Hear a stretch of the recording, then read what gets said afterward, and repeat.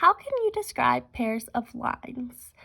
A line is a straight path of points that goes on in opposite directions. We already talked about that in the last video. Where there's arrows, it points indefinitely. It's never ending. A pair of lines can be described as parallel, perpendicular, or intersected.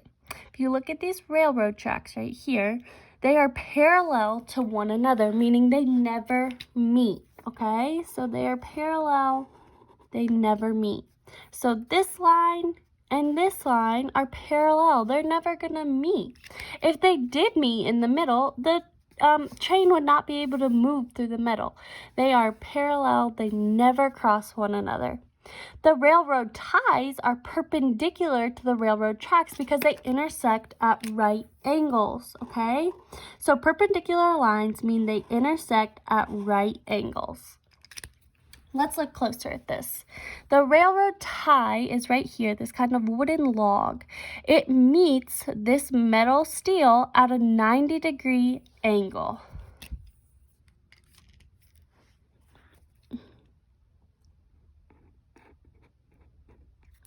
It meets at a 90-degree angle.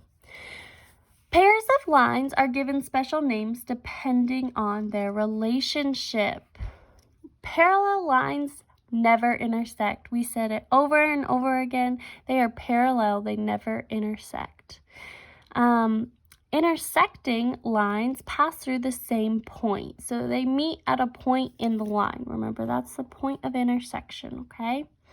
Perpendicular lines are lines that intersect to form right angles. This is what we've been talking about a ton in FIE when we look for our squares, when we look for our boot, when we look for all the different shapes that meet at this 90-degree right angle.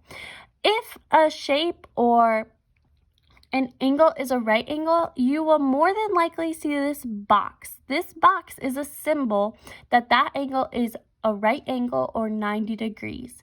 Remember that a square is made up of 4 90-degree angles, and a rectangle is also made up of 4 90-degree angles, okay? So if I drew an invisible square, it would meet at the same angle just like this, okay?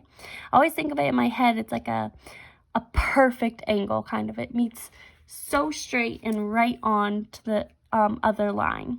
Perpendicular lines are also considered intersecting lines. So intersecting lines pass through the same point. This passes through the same point. There's only one point of intersection, but it meets at a 90-degree angle, okay? So not all intersecting lines are perpendicular. And intersecting lines are definitely not parallel lines because there's no point when they cross each other. So that is kind of the differences you can find between parallel, intersecting, and perpendicular lines. Let's talk about some examples, okay? Find examples in your classroom where you can identify parallel, intersecting, or perpendicular lines. If I was you and I was sitting at my home, in my bedroom, or in the kitchen, I would look around and try to find some intersecting lines. If I'm thinking about our classroom, an example of a perpendicular line I can think of is where the floor meets the wall.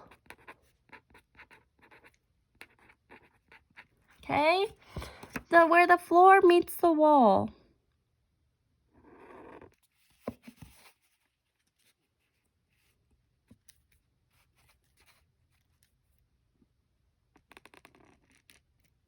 It meets at a right angle, okay? If you think about the classroom floor and the wall, it meets at a perfect 90-degree angle, okay? There's no slanting there. If you think about intersecting lines, the examples I came up with that are in the classroom would be the number 4, okay? These lines intersect each other. That line intersects that other line. This line intersects. And the example A.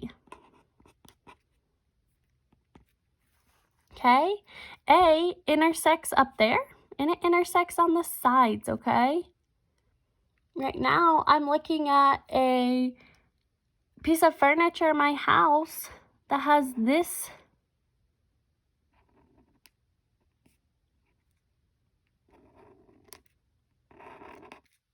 design on it. There's lots of intersecting lines there. This line intersects. These around it intersect at 90 degrees, so these lines are perpendicular. Okay, and these intersect in the middle.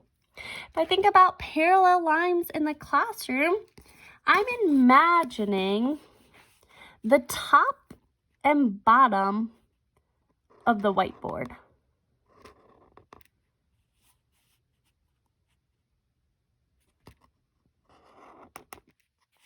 Okay, the top and bottom of the whiteboard, they are parallel to each other. If I was to draw the sides of the whiteboard,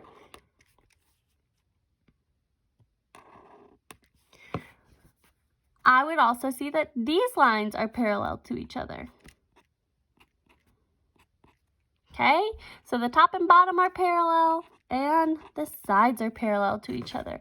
Those are some classroom examples that I came up with, but if you look around your room or your house, wherever you are, you might be able to look at this sheet right here and find some of your own examples of lines. I would encourage you to do so.